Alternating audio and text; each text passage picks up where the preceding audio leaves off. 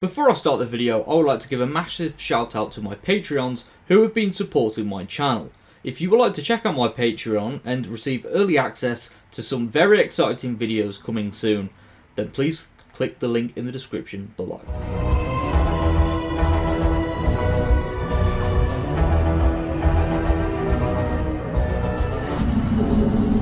Well, hello there, and welcome to Just a Nerd podcast. And today I am joined by the incredible, the confused Adipose, aka Joe Street. So, hello, Joe. Would you like to talk about what you do? Hello. As the wonderful nerd Den has said, I'm the confused Adipose. I make loads of different Doctor Who YouTube videos. There's theories, leaks, news, spoilers, but my main passion, despite it taking years in between each film, is making Doctor Who fan films and little show things like that. So yeah, you can find all of that stuff on my YouTube channel. It's just Doctor Who everything, basically. Okay. Well, thank you for the introduction. Now, speaking of your YouTube channel, I'd like to talk about the history of your channel. So, when did you start making Doctor Who videos? So I've had the channel itself since it's almost 10 years. I think next year, March next year, it'll become 10 years since my first video. And yeah, it was back in the early days. I sort of did a few animations and then like toy reviews.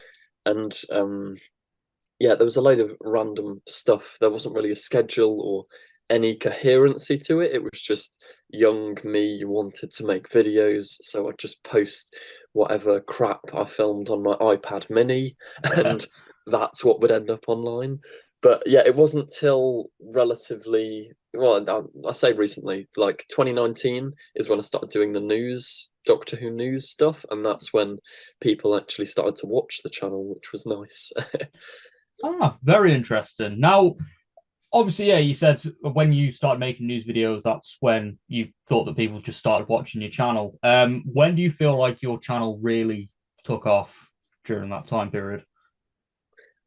So obviously there's the pandemic, there's a lot of downsides too, but one of the only upsides of the pandemic for me was it finally gave me chance to not just focus on my A levels and stress about all of that.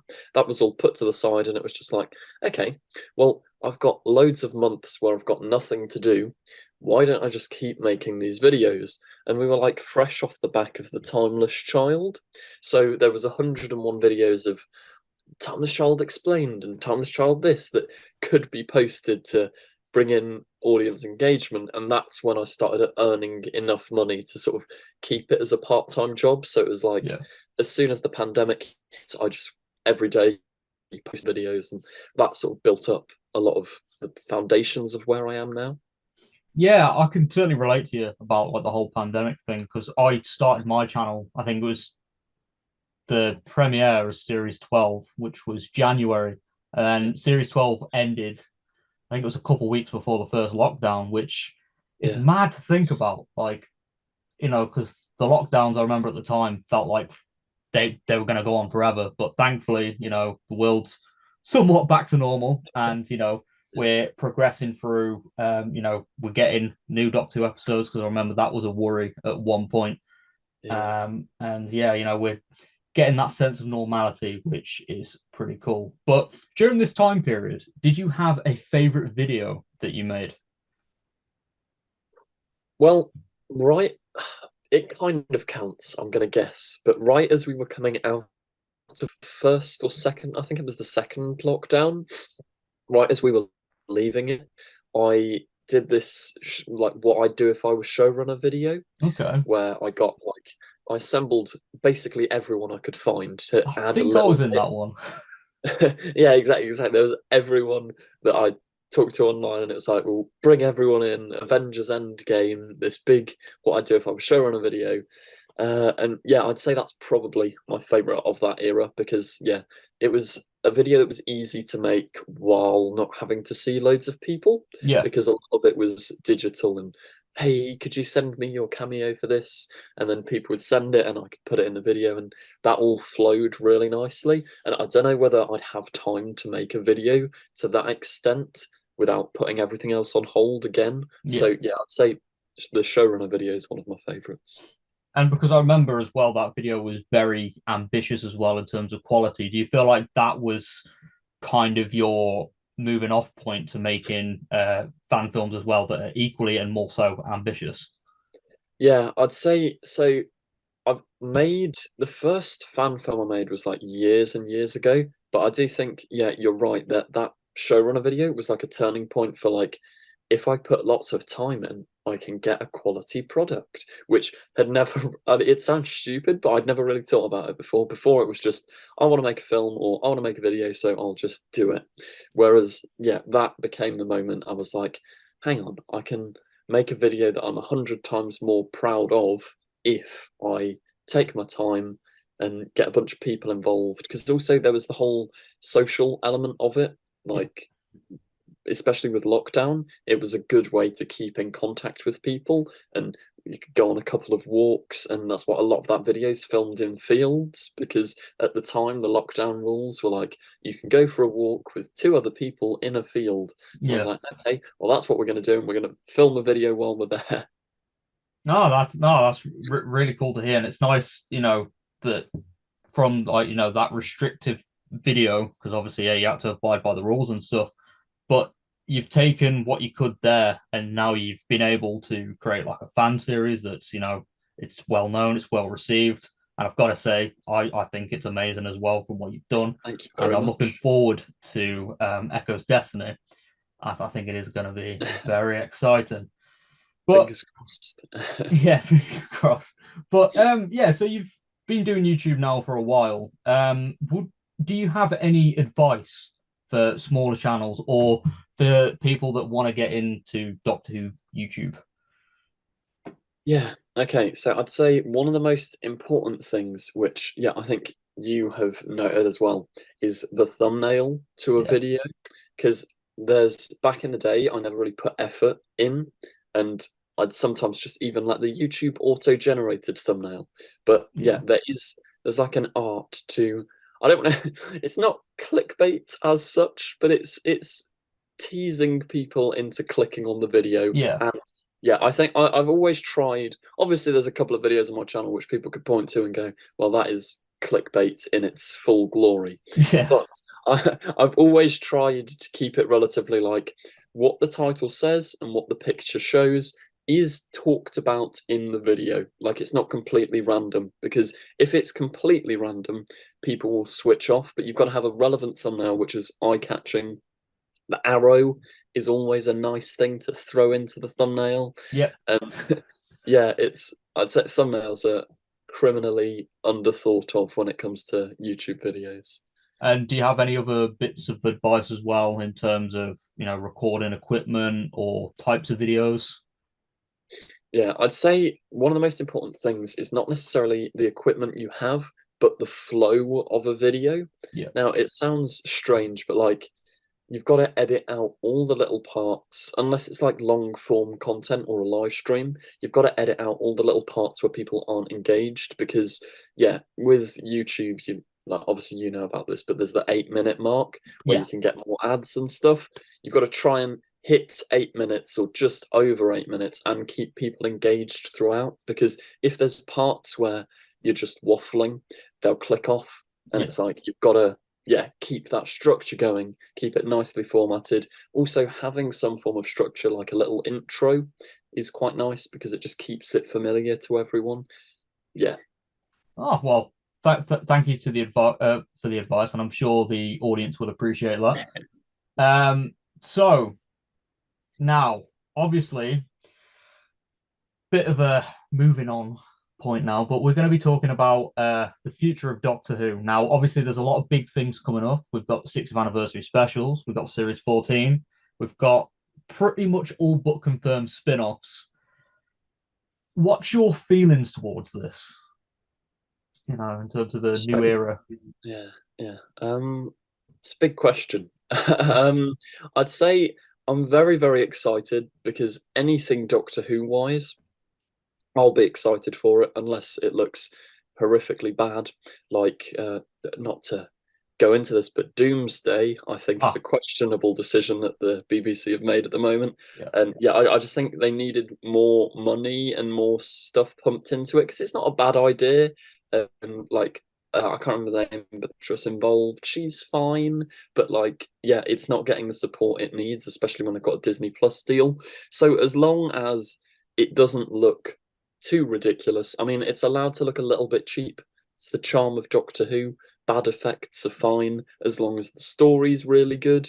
But yeah, no, I'm really excited, really optimistic. I'm not 100% sure about the spin-offs. I am, yeah, I'll watch them. I'm excited for them, but I don't know how much.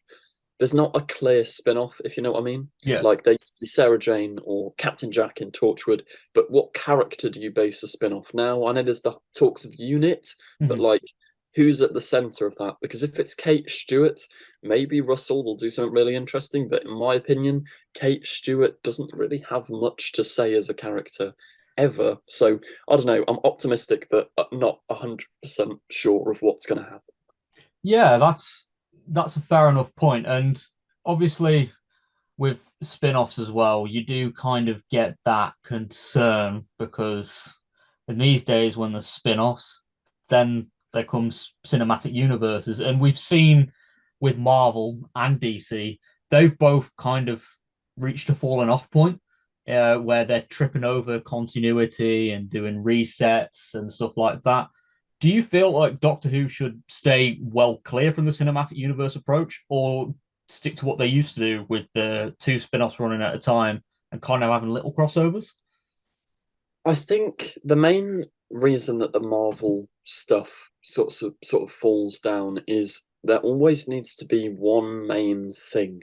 And I think Doctor Who having a cinematic universe could be really cool as long as Doctor Who is kept as a show which anyone can just sort of hop in at any time and watch. Yeah. They don't need to have watched WandaVision, this, that, and that to understand what's happening. If it's just one mainstream show, but you get nice little spin offs as extras on the side. Obviously, they can tie and interlock with the show, but the spin offs should never majorly affect just watching the show on its own, if that makes sense. Because years down the line, people aren't like if you're doing a binge watch of Doctor Who, you're not going to whip out the Units box set and then this box set. You just want to be able to watch Doctor Who, Doctor Who, Doctor Who. So yeah, I think that's the main thing. But I am I'm excited for that style because I think Doctor Who out of anything deserves it a lot because there's a big universe, so many characters. Do something cool with it. I think as long as there's like a balance, like as you said, because obviously other properties that have done this format, it does run the risk of, there's like an oversaturation as well. And I'm guessing you'd prefer quality over quantity as well, Yeah, no, which is definitely. something that could certainly be a danger with that approach. But obviously, yeah, this is all happening because of a kind of like a big change in the Hooniverse is that Disney have involvement in the show now.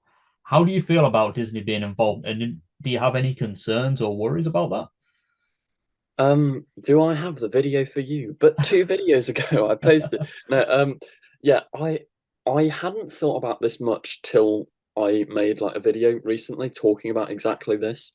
And I've sort of come to peace with the fact that initially I was kind of like Disney involvement, I don't know, but Russell is at the helm of the show. Disney don't have complete creative control. Russell has said in Doctor Who magazine that the only thing Disney have sort of done creatively is give him more money and say we can improve that. And he's agreed with the changes they've made, and they're not many changes. So I do think, yeah, it's little things like back in series 5, the opener where Matt Smith's clinging on, holding on to the TARDIS. Originally, that wasn't there, but they gave Stephen Moffat more money at the end and were like, spice up the start. So he adds it, and it does really help the episode like have a sense of danger and action right from the offset. So if Disney are having involvement like that, just sort of like spice this up, we'll give you another few thousand. I think that's good. I think overall that'll produce a better product. So I'm excited.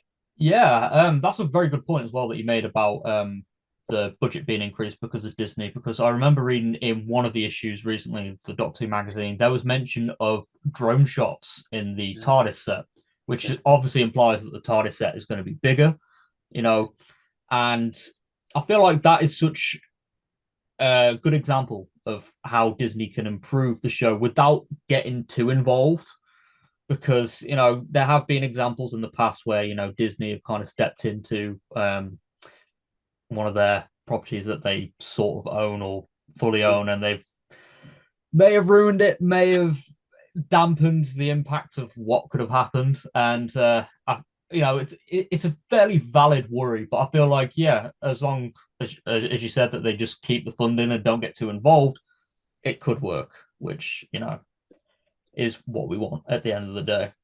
But 100%. swiftly moving on, let's talk about your fan films because we briefly touched upon it earlier. You've been doing them for a while now, and I want to know what was it like working on your past two of the Echo series because they are fairly ambitious. Uh, what was it like working on them, and do you have any fun stories from being on set? Yeah, so the Echo films are the first films where I've got it right in front of me actually, like an actual camera to shoot stuff on, rather than just a lot of my old videos and old stuff was just me holding my iPhone. And this was the first time I was like, right, I want to make this look more cinematic. I want to properly think through what's happening. I don't want it to be sort of ad-libbed because a lot of the old fan films I made were just sort of like, well, we'll walk to the local park and we'll have a think when we're there. Oh no, my mate's got to go home. He's been taken away by a ball of gas and all of that nonsense. I was like, this one I want to be really coherent. And I've always thought like, yeah, fan films, a lot of them, including my own, were just in random places like parks, woods, whatever. For this one, I was like, right, we're going to go start the first scene slap bang in the middle of Coventry city centre, right next to the cathedral. We're going to make this feel real. Because also, when you've got a low budget, utilizing locations like a giant cathedral, it's fantastic because it looks way more production value like high than just going to the woods, which is something that is still in the film because it's a fan film. You've got to have a bit of scenes in the woods, otherwise Yeah. it's not a fan film. But yeah, no, I yeah, you're right. I set out with the sort of aim of I'm gonna ambitiously go into this, make it the best I can do. I wanted it to be more cinematic. Yeah, Oh, no, that's really cool. Hearing your thought process on that, and obviously with being ambitious, you've had some very high quality costumes, and you've had some monsters turn up as well that yeah, look pretty much on par with what you'd see on the show, like Cybermen yeah. and the Daleks. And it's really cool to see them in action. Your interpretation of those iconic creatures. Now, what was it like um, seeing the Daleks in your fan series for the first time? Yeah, I won't lie, it was surreal. It was bizarre. We'd gone to this church, which is like a big filming location. We've used it quite a few times in the films, and we got permission, the grounds and everything, and they were like, okay, you can have a Dalek. But it didn't quite hit me and the rest of the crew and the cast until the van doors come down and the ramp comes out, and then there's an actual Dalek inside, and it's like, Oh, oh my god! Because it's also the Dalek that we use, Dalek Scar. yeah, Shout out to Dalek Scar. You can go and find him on Twitter. I think you've met him at a convention as well, haven't you? yeah, I have, Yeah, yeah, no, yeah, he's a lovely guy, lovely guy. But it was just bizarre because it's a full Dalek, and like me and Ellie, who plays the Echo Doctor, Ellie was stood there just going like, "Oh my god, it's a Dalek!" And it's like we've talked about it for months, but it doesn't quite hit you. And then yeah, like the camera people at RT as well was sat there going like, "This is quite bizarre. There's a Dalek," and none of us could quite believe that there was just this Dalek, and to be directing a Dalek was bizarre. Like I was like, right, Dalek, can you move to position 2? Can you move to position 3? And it's like, what's going on? This normally it's just like me going, right, mates, move, move. Whereas now it's there's a Dalek in front of us. It was bizarre. Oh, I can imagine, like, and especially as well with Dalek Scar, the design is beautiful, Yeah. really is. And, I can only imagine what it'd be like to see a Dalek coming out of a van. Yeah. Certainly an iconic moment for you, I'm guessing. Yeah. But yeah, Echo's Destiny, which is going to be releasing. I can't remember when you said it's going to be releasing. Neither can I. I don't know. It's going to take a very long time. We're yeah, still not finished, but it'll sometime in the far future. Sometime in the far future. That's a good release hint there. But Yeah. obviously, you've had a couple of teasers out for that, and again, that looks even more so ambitious than what you've previously done. You've got the Daleks, you've got the Cybermen, but you've also got guest appearances from the DW 2012 crew. What was it like working alongside those characters? So that was yeah, fantastic. Way back, I think a couple of years ago, Luke got in contact with me and asked, like, because obviously I was on set with you for one of their films. He was Yeah, like, "Would you like to be in the series 5 finale?" And I was like, "Yes, love the series. That would be so much fun." Which yeah, that was fantastic. And then as I was writing Echo's Destiny, like getting all the plot roughly out, I was kind of like, okay, the scale of this is massive. Like time's gone wrong, and I want to illustrate rather than just saying with dialogue, oh no, this is affecting every multiverse, every universe, and plus multiverse is like the in thing at the moment. I oh was yeah, kind of like, it would be loads of fun to get Dom, Luke, and Meg in this film if they're up for it. I didn't know whether they would be, but yeah, I dropped them a message, and all three of them, luckily, were really up for it, really excited. So that was great fun. And yeah, that first day on set with them guys, absolutely brilliant. So much fun. Just by sheer coincidence, we found out that Luke lives about 5 minutes from my grandma. So yeah. You yeah, did we were mention. like, right, we'll take all the filming stuff to my grandma's house, and then Luke, Meg, and Dom can head over, and we found a filming area that's not too far away from all of that. But yeah, no, it was great fun, great fun. No, it seems like it as well, and obviously we all love a good crossover as well, Yeah. and obviously we all eagerly wait for this new installment in the Echoes franchise. And you did mention on Instagram, if I'm not mistaken, that this is the final installment in the Echo series. How does it feel wrapping up this journey? Like, do you feel emotional? Do you feel happy, sad, relieved? Like, what's your thought on that? Yeah, part of me, there's a scene we filmed about 2 weeks ago, which is the last scene. So we've still got a bunch to film from the middle, but we've got the last scene. And I'm not going to spoil it, but where the last scene ends off is very nostalgic and ties into the entire franchise, if you will, as a whole. And yeah, there was something really, really nice about yeah, being and doing that scene. And yeah, I can't spoil it, but you'll know Yeah, what I mean when the film comes out. But yeah, we filmed that the other day, and we filmed yeah, the goodbyes to certain characters.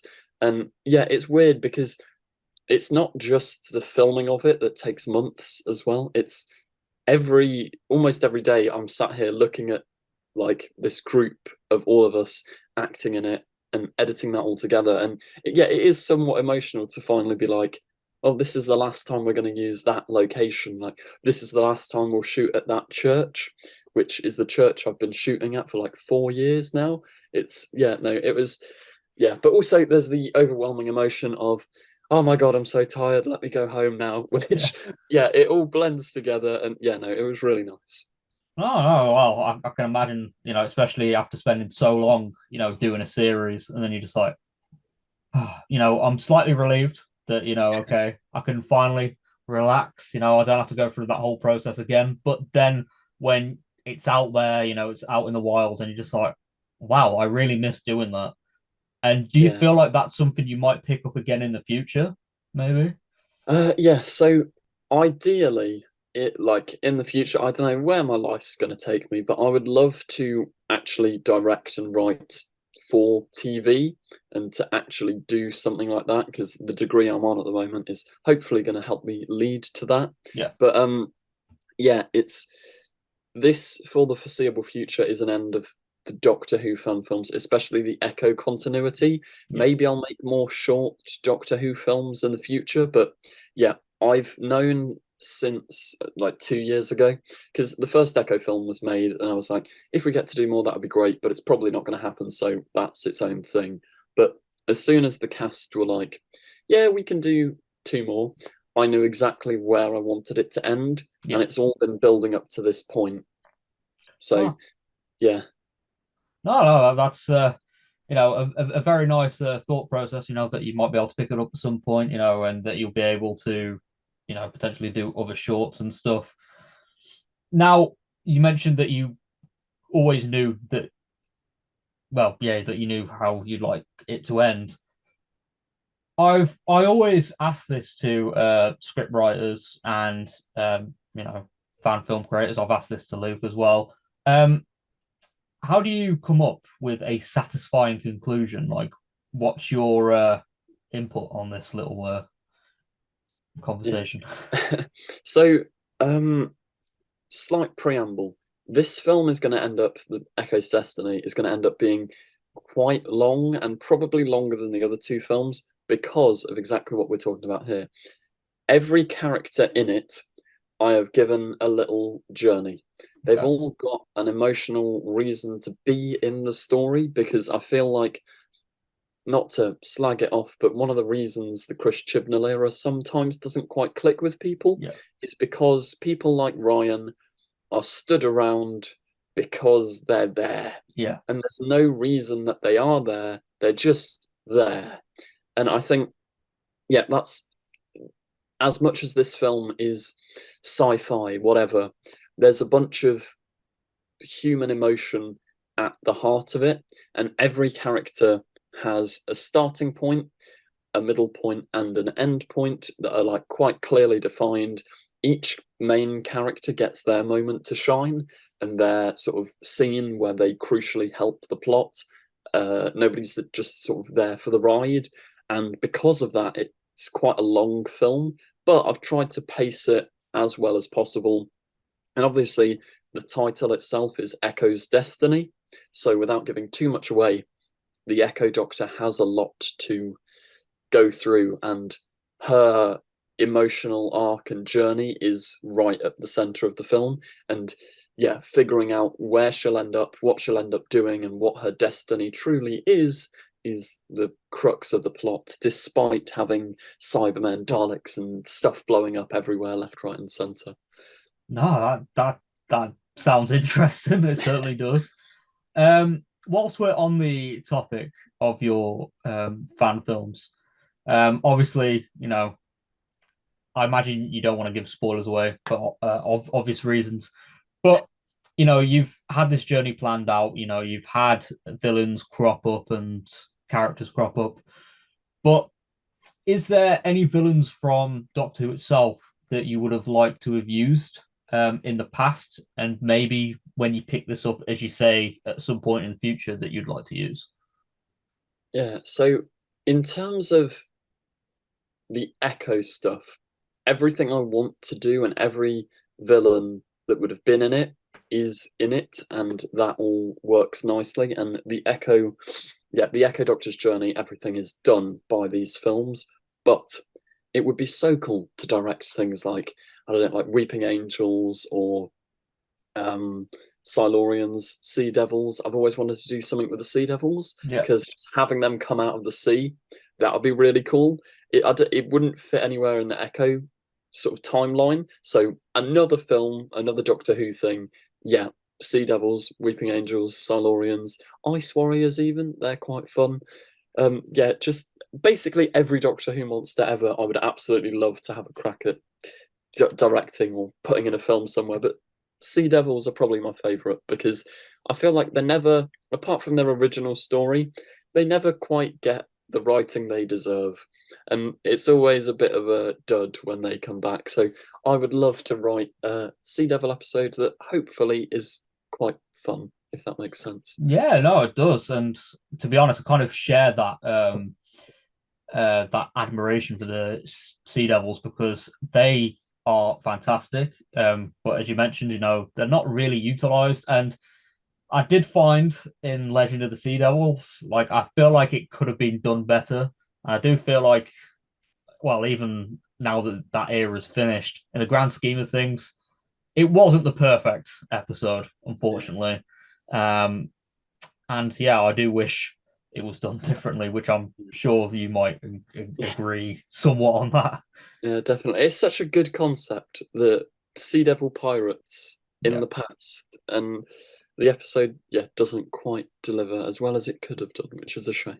yeah, it certainly is a shame, but I do feel like a lot of well, a fair few of the episodes in that era, there's some really good ideas, and they're set up nicely and all that cool stuff, but you don't get a satisfying conclusion. You don't get to see it explode in depth.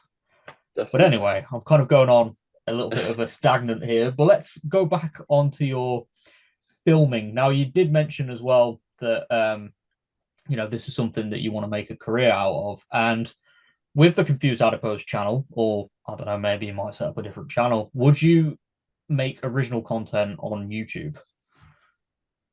See, the difficulty with original content is it's very hard to get people engaged, particularly like low budget filmmaking. Because I Yeah, have got a few films that I've made that aren't nothing to do with Doctor Who, but I don't know about putting them on YouTube because, yeah, the way like analytics and stuff, yeah, all of the data suggests if you put out stuff that people aren't interested in, they'll unsubscribe and all of that, which is a massive shame because I would like to expand out just Doctor Who. And yeah, in the future, I probably will, maybe not on the Confused Adipose channel, but somewhere else. Because yeah, I can't really afford at the moment because obviously financial crisis and yeah, it's like my part-time job. I can't afford to not just earn from my YouTube channel if that makes sense. yeah, of So course. despite Echo's Destiny not making money, but it does lose me money because it's so much effort, time, and whatever to make the film, and the ad revenue off it isn't much. But yeah, no, it's so I'll probably something will happen in the future. I don't know when, don't know what, but yeah, it won't always just be Doctor Who if that makes sense. Yeah, no, oh no, that does make sense, and yeah, I can relate to viewers losing interest when you do something non-Doctor Who Yeah, because when I started off doing YouTube, I wasn't just doing Doctor Who. I was doing all sorts of stuff, video games and all of that. I guess I was trying to find my niche, but I did find once the Doctor Who side of things took off, when I uploaded something else, people were like, "Oh, why are you not talking about this?" and stuff yeah, like that. And yeah, I guess that's like the gamble, and as you said, you're treating that as your part-time job and you can't afford to lose, that viewership and stuff like that. But I guess, you don't know what the future holds. But yeah, exactly. if you were to do something original, what genre would you like to tackle the most? So, ooh, that's a good question. There's a lot of different things. One in particular, which is a bit random, bit of a curveball here. One of my other obsessions, other than Doctor Who, is Oz. So, like the Wizard of Oz books, not particularly the musical, but have you ever seen the film Return to Oz? No, I haven't, no. Yeah, well, not many people have, and the people that have are terrified of it. But as a kid, I absolutely loved that world, and I read all of they're like 100 and something year old books, but this Oz franchise, all of that, I absolutely adore. And the only faithful adaptation of those books is Return to Oz, which is quite a niche film.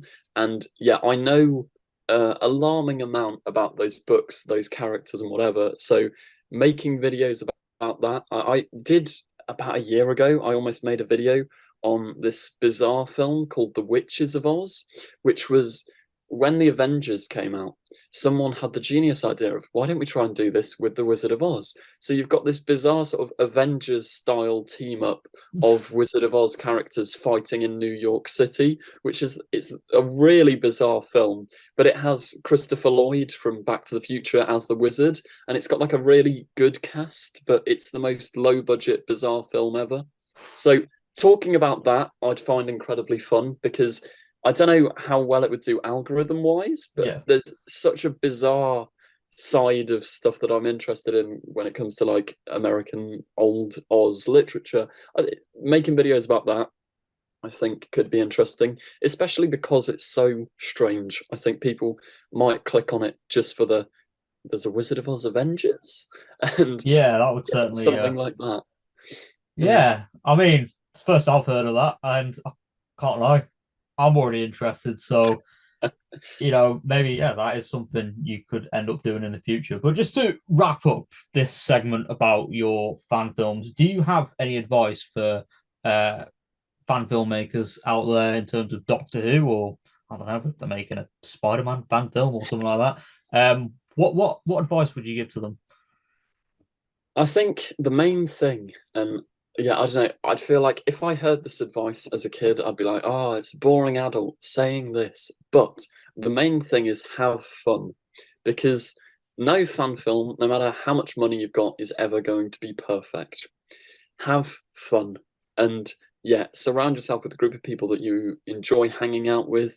Don't make it like a chore. Just have as much fun as you can. Get all of it like done. But while having fun, don't include, because I used to do this in the early days and it really doesn't work.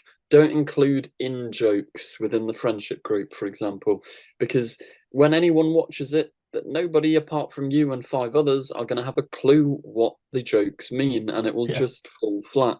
You've got to try and think of the audience while having fun and try and deliver an emotional story. It doesn't have to be sad, it can be funny emotions, it can be joyous emotions, whatever. But if there's no emotion at the heart of the film, people will not engage with it as well as they could have done. For example, like Star Wars, if we look way back, um, people were like, well, how can you have a film about like, oh, a talking carpet, drawing, oh, Chewbacca looks ridiculous, all of this nonsense. But the heart of that saga is family, and it's Luke finding out Vader's his father, and Han falling in love with Leia, and all of it. And you need real human emotion at the center of any story, and it doesn't always have to be sad and deep. It can just be fun. But yeah, keep human emotion, always have fun, and that should get you an enjoyable fan film. No, and again, that's some really good advice. And obviously, yeah, any form of good narrative does need an emotional core, whether, as you said, that's not just sad, but happy, funny, scary, just something to engage the audience because yeah, at the end of the day, you've got to engage with them, you got to interact with them. And I do feel like, yeah, the stuff that I've seen from you so far does do that, and a few other fan films as well, do that as well, which I think is really cool. And as well, as I mentioned earlier, your films are fairly ambitious in terms of quality. You've got your costume designs and stuff like that, which are really impressive. What advice would you give to people in that area? Um, I think always stick to, obviously, yeah, have fun is the main thing, but if in terms of quality, it's always best to stick to real stuff. Yeah, Obviously, CGI when necessary, definitely, and CGI can often enhance, but on a fan film budget, if there was to be, for example, like an entirely CG character, which I did look into at one point and then swiftly looked out of doing, it does not work. yeah, It's you've got to yeah, keep it grounded. Even like, for example, as well, having Daleks, like I've got a couple of films where, and I don't know, it comes down to personal preference, but I had like a sort of make your own Dalek, which was made in the garage years ago. And yeah, it doesn't look quite as professional as Dalek Scar. And I'd say, yeah, if you're going for professionalism, if you can't do it well, don't do it. if that makes sense. If it's going to end up being a PNG of a Dalek for every scene, obviously if you want to and if it's fun, go for it. But if it's not going to look convincing, even like a little model will do, Yeah. something tangible and real for people to look at. I think, yeah, that's the main thing. Try and keep it grounded. And it's why setting a film maybe in a park or in a public place that people can relate to is a good idea, because people can see it and go, oh, well, that's real because I've been to a place like that, rather than always just being in a field or a forest. No, that again, good advice, and as well, keeping things grounded. Does open the door for some pretty cool storylines and some cool narratives. Um, which again, is all about keeping the audience engaged, which I'm sure you know a lot about. But now let's move on to an interesting segment called Nerdy Debate Time. Ooh. I'm going to throw a question at you, and I want you to kind of answer with the best argument you can, and the audience will give you marks out of 10 for this Nice. in terms of like if they agree and all that cool stuff. So, your question, Joe, is: do you think Gallifrey / the Time Lords should return to the show? Yes and no. What I think should happen with Gallifrey is they start almost similar to what happened with what's it called? The place where Thor lives in Marvel. Oh, Asgard. Yeah, something like that, but not as bad as that ended up being. Gallifreyans, some surviving Time Lords, should start their own little new planet and do something new, because I feel like it's been blown up too many times to fully bring it back. But Gallifreyans are quite interesting when they're done right. And having a Time Lord, a group of Time Lords that in the greatest crisis can call on the Doctor and be like, Doctor, we need your help. Do. That is, yes, do that, but not, don't restore Gallifrey just because. Do something new with it and acknowledge the amount of times it's been blown up. No, that's a fairly good argument. But my counter argument to that is that there's a lot of criticism, especially on the Twitter sphere or the X sphere as it's now called. Elon. Yep, good old rebranding. In terms of the Time Lords, there's a lot of criticism about them interfering, and that the Gallifrey-based stories, especially in the classic series, aren't as good as stories, say, set on Skyro or Earth. Do you feel like there's a way of tackling this, or should there be a limited screen time on Gallifrey? I think limited screen time on Gallifrey is a fantastic sentence, because as long as the entire episode isn't set there, I think it's quite interesting. And if it's always sort of kept a little bit of a mystery, like if Gallifrey is this surviving off planet with a group of survivors, new Gallifrey, if you will, Yeah. and we never fully see what's going on there.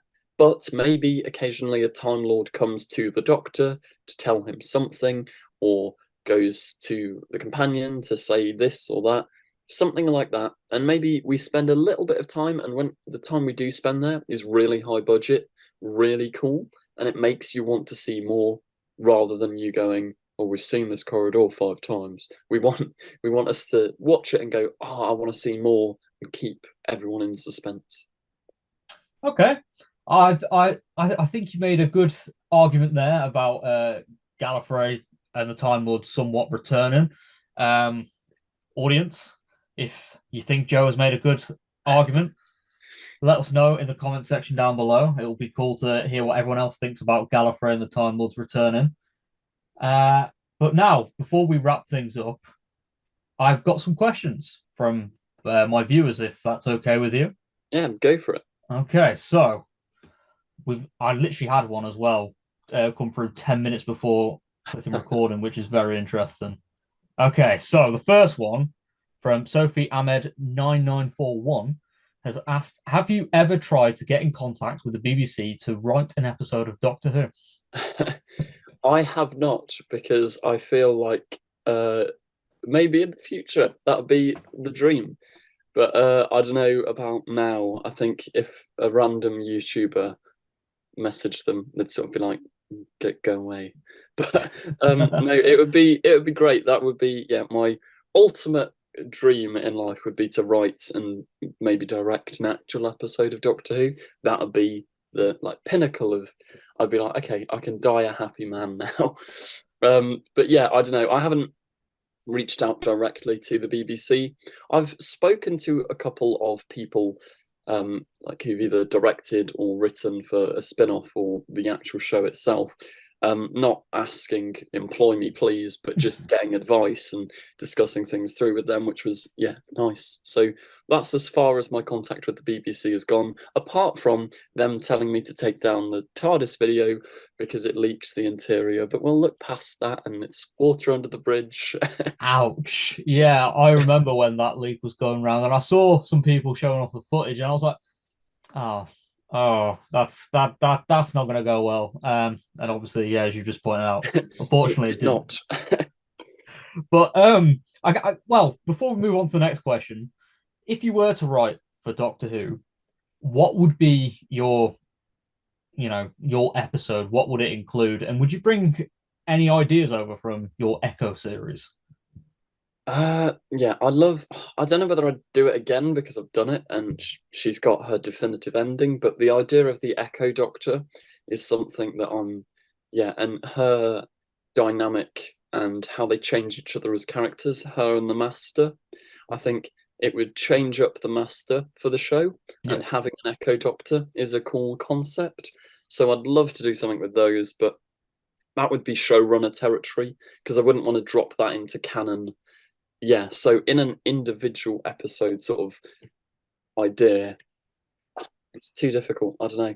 I've got so many ideas. I think maybe I'd go for Cybermen that are like only sort of half converted, really run down Cybermen in 1950s England charging through a summer fair, because that's always been an idea that I've wanted to see put onto screen. It's quite specific, but that would be my episode. No, I mean that sounds like an interesting idea. I mean, I've always thought if I ever got the opportunity to write Cyberman, I mean, obviously you have to keep it somewhat family friendly, but if there was like a way to do like an adult spin-off, I'd really like to explore the body horror side of things that was Yeah, briefly hinted at in the World Enough in Time, which I'd like to fully explore that and kind of deal with like the whole psychological damage and stuff, which yeah.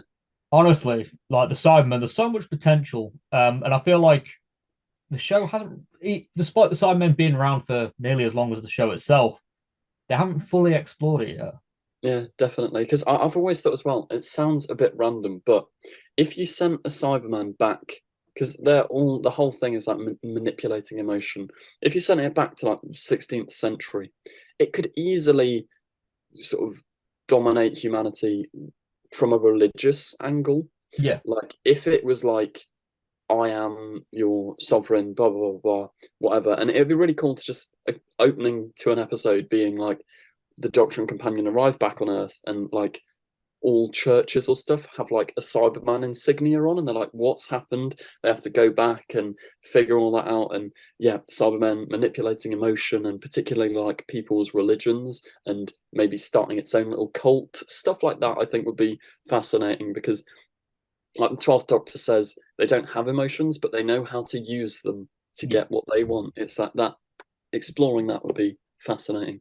yeah. That would be, to be honest, that idea would certainly make an interesting Yeah. two-part finale for sure. Yeah. Okay, so the next question is from Doctor Who Central. What is your all-time favorite Doctor Who episode from the new Doctor Who era, and why? I'm gonna go with the Doctor Falls Okay. because Capaldi's my favorite Doctor. Him, Bill, and Nardole together is my favorite trio. I remember as well. It's one of the first videos I did that got a lot of views.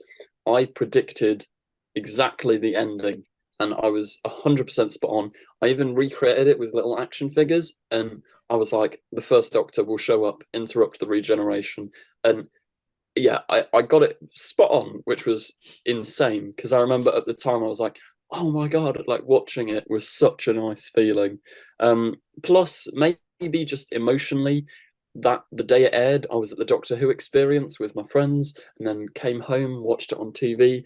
So there's just really fond memories there. But also, it's a fantastic story. Rachel Talalay's direction is just superior, Oh yeah, superb, I agree. fantastic. The whole thing is just amazing. So yeah, No, a really good example there. Again, obviously it's a good Sideman episode as well. You know, you've got two masters as well. There's a lot yeah, going on, and obviously it holds personal value to you as well. Has your favorite Doctor, and you did a video that, well, you did a theory video and you got it spot on, yeah. which especially these days, with how unpredictable Doctor Who can be, it's hard to do. But Yeah. hey, you never know. You could end up getting one of your 60th anniversary theories right. You never know. Yeah. The next question from John Morrison 4754, he asks, "Would you like a jelly baby?" Just straight up. Yeah, I would. Go on, John Morrison. That would be fantastic. Send one in the post. Would love Yep, it. can never have enough of jelly babies. The next one from Sarah Glover 3286. If you actually got to be in Doctor who or what would you want to be? Doctor, companion, master, or another villain? Oof. That's a really good question. First up, I'm going to say I'm not an actor. Uh, but yeah, I'd, I'd love to play the Doctor, but I'd feel like I'm taking the job away from someone that could do it better. So in a world where I'm an amazing actor, the Doctor I think would be like the ultimate part because just the Doctor's so cool that Yeah. like, it's self-explanatory, but also the Master would be so much fun. Um, there's a little harkening back slightly to Echo's Destiny, I get to somewhat play a bit of a villainous role in the film. So that was really fun because that's the first time I haven't just been doing the sort of, I'm the Doctor and I flap my hands about and da da da da. And it's like actual trying to be evil, which is quite fun. So the Master would be cool, but also being a companion would be so much fun. I'm not going to spoil anything, but in the DW 2012 series, I'm not a companion, but I get like a little bit of a human role, and that was really fun to do. So all of them would be great, but probably the Doctor is the best character. Yeah, about to say, the Doctor, Colin Baker at a convention said that he feels that anyone could end up playing the Doctor because it's such an open role. You've kind of got like the basic personality traits that you can make your own, but at the end of the day, the Doctor is a person who is trying to make their way through the universe by trying to be good, by trying to do the right things, not necessarily always being a good person. Cough, cough, Time Lord Victorious, but just trying to do the right thing, which, as you said, that would be a cool role to do. But I guess like the evil side of things, you've got a little bit more substance. You've got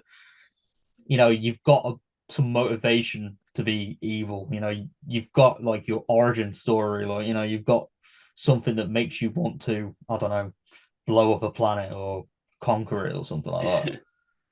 Yeah. Okay, so let me get the next question up. Okay, so from Ryan Whitting 5624, how long does it take to make a fan film? I'm interested in making my own. It massively varies. Every time I've made one, the process has got longer and longer and longer. Yeah.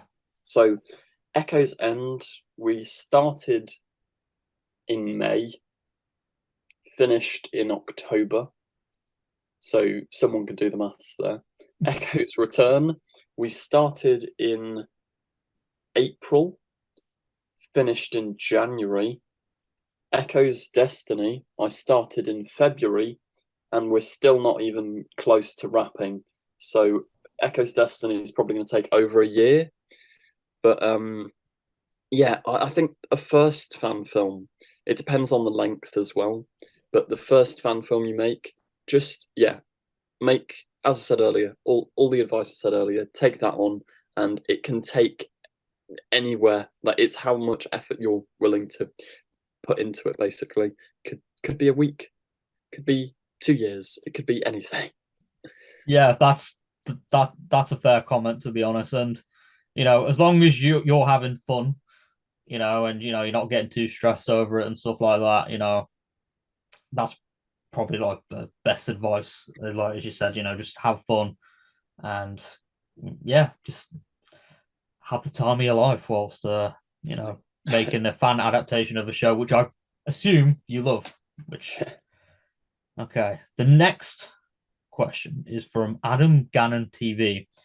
If you were made showrunner of Doctor Who, what would it be like? How would your Doctor be? What would the series arc be? And the overall tone, what would it be?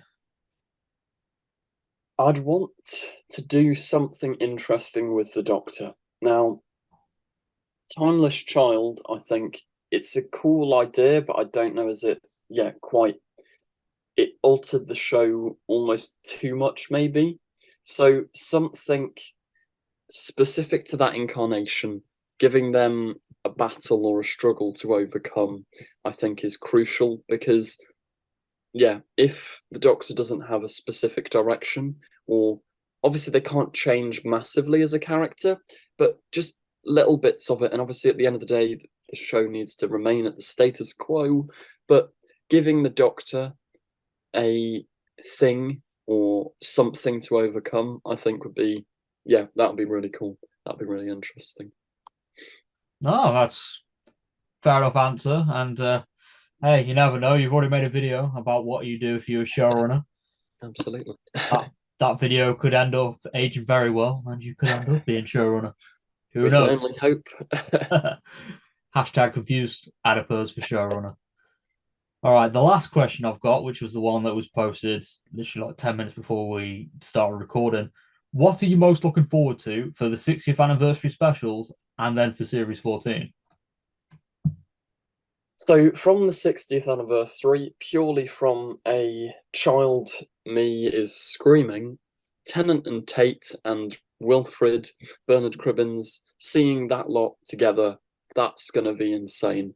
That's, oh, especially, yeah, they're probably the best duo from New Who. So good. Seeing them back in any capacity is going to be great. I'm excited for Beep the Meep as well because, yeah, I love niche little weird characters. It's great fun. From series 14 onwards, for the 60th, I'm excited for the nostalgia. Series 14 onwards, I want something new. I want fresh Doctor Who.